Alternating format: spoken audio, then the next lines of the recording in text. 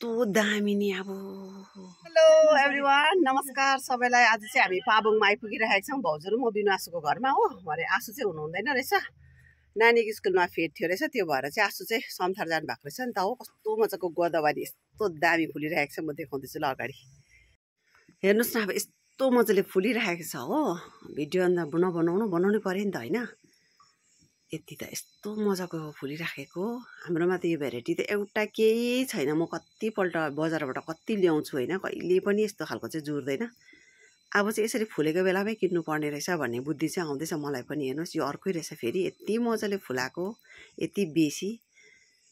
आसुलाई permission चाहिँ लिएको छौँ हामीले। आसु हामी भिडियो बनाउँछु ल भनेर भनिराखेको छौँ होइन।